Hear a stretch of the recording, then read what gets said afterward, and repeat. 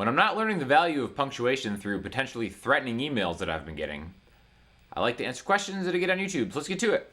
Hey Sean, how do I get myself out of the rut of not wanting to practice or record anything? Great question. All been there before. First of all, let's talk about why people get in ruts generally. I think a lot of it is because things start sounding the same all the time, or maybe you don't feel like you're getting better.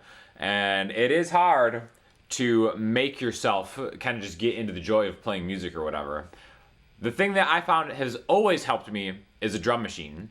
I have an Arturia drum brute, which is fantastic. Anytime I'm ever feeling in a rut, it's just a sick drum machine that I use, and you can just make a beat. And whenever I'm playing along to whatever crappy beat that I make up, something always ends up coming out, and I start having a good time. So, a lot of things is like, oh, just try something new. But specifically, what you should do is try a drum machine, and you don't have to spend money on something if you don't have a lot of money to get one. You can just get like an app on your phone that does kind of like a similar thing. Again, I love the tactile thing from the drum brute, which is fantastic. But having something like that, and specifically kind of introducing maybe other instruments you don't normally play, is something that is super valuable to me that always works. Like having any kind of like synth thing. Like what I do is I'll put the drum brute drum machine into Logic and just like record a loop, and then I'll just lay down like a synth thing on top of that, and I am always so much more inspired guitar-wise by having that in the background. And just having some kind of simple setup is not expensive. Like you can get one of those Akai MPK 25 little MIDI controllers for like less than $100 usually. There's so much free software out there that I highly recommend getting into some way, whether you have ambitions to record yourself or not. Just have something that you can do where you can introduce stuff that you don't normally do. And that always sparks creativity on my main instrument, which again is guitar, like a lot of you are. And again, it's just having some kind of drum beat that I can make up that's not like a stock backing track beat is cool, because I feel like there's a certain amount of creativity just there that's kind of fun, because it's not something I always do or I'm a master at by any stretch of the imagination.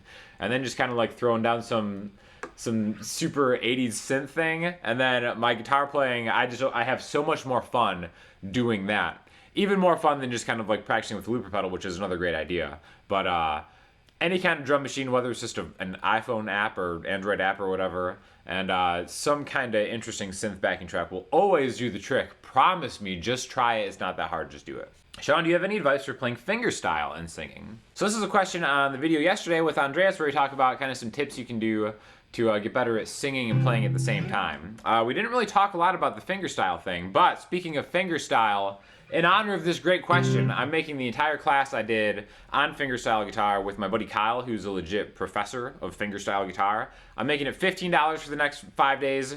It's just a great intro to fingerstyle guitar if you've ever had any ambitions to do it.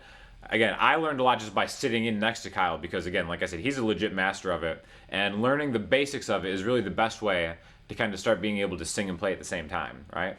So the number one thing I can say just as a quick tip, as far as like building the infrastructure to keep playing fingerstyle while talking or singing or whatever you want to do, is really get the root bass note movement down, okay? So what I mean by that is almost like if you know what Travis picking is, it's that kind of like...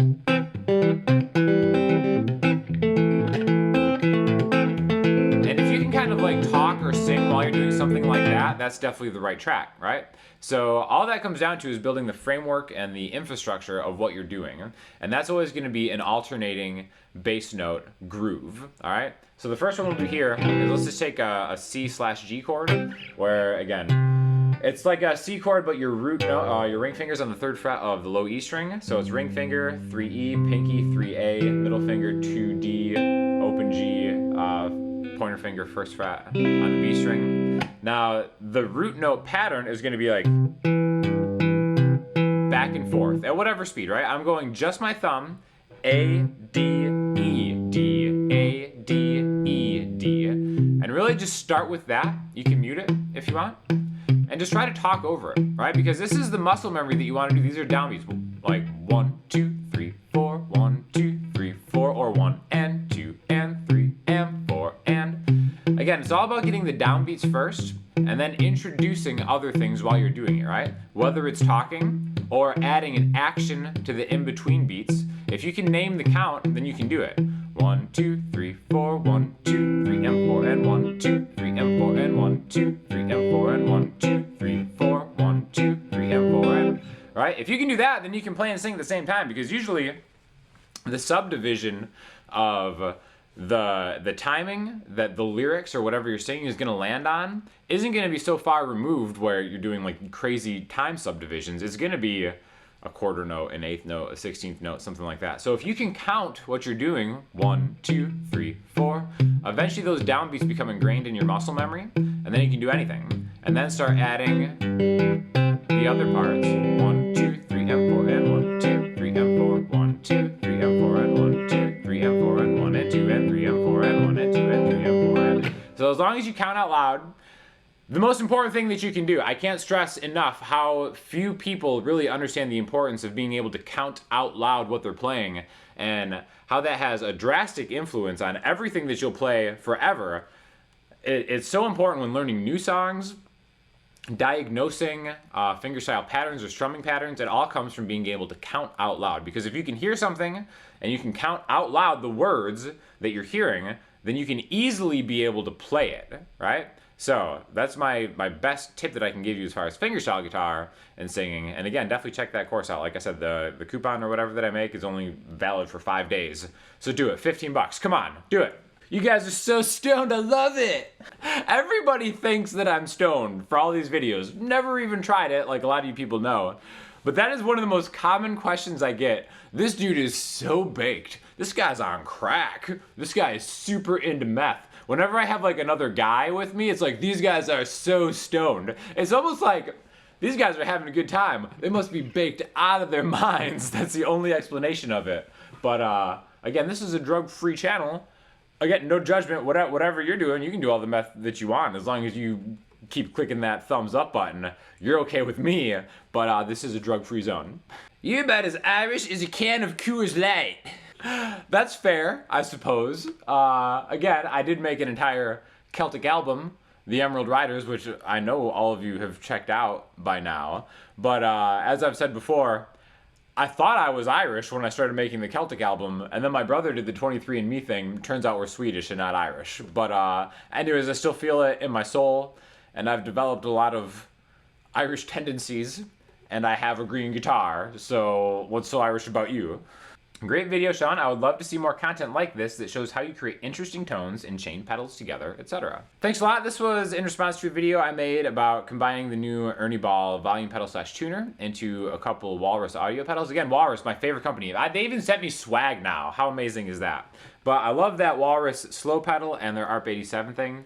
So, I mean, if you guys have questions about the pedal stuff, please let me know. Maybe I'll answer it on the QA, because a lot of the pedal videos, it doesn't seem like people like them as much, but it's super interesting for me to make. So if you have any specific questions on pedal stuff that you want to see, just hit me up with a question and maybe I'll try to answer them in the QA. Or if they are longer form things, I'll try to do like standalone videos of them, because I definitely am super into pedals. It's just how much pedal content do you need out there? There's a lot of stuff going on. So again, any questions, let me know. Legit is 100% improvement over your normal live videos. Wow, super impressed. So this is on the video of the show that me, Andrea, and Pasha, the official small group Emeryld Ryders outfit, did at the Westin Resort. We played last Friday. Fantastic show. I was freezing. It was so cold outside for Florida anyways, and I'm like a chump, that sometimes my hand just refused to work in the middle of a song, which is pretty funny. But I used that new Audient Evo $130 interface, which is like a ridiculous deal, to record the audio, and it turned out really great. So I'm super stoked with that, and I definitely will try to be recording all the footage from upcoming shows that I have coming up. And in the meantime, I'm going to link to Andrea's channel, because she's posting a lot of the videos that we did there on her channel over time. So check that out, because we got a lot of original stuff and a lot of cool covers, and I think just having Pasha throw some violin madness into the mix sounds really good. So check that out. Let me know what you guys think.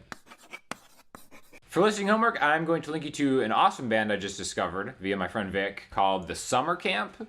Super slept on band that is fantastic. Kind of reminds me of the Arctic Monkeys, and I think I was really feeling a contrarian vibe when I said it's like if the Arctic Monkeys were good, which I don't know why I said that, because I love the Arctic Monkeys, but it just seemed like something a salty contrarian would say. So check them out. Kind of disturbing music video, but just put it on and just listen to it because the summer camp is absolutely awesome.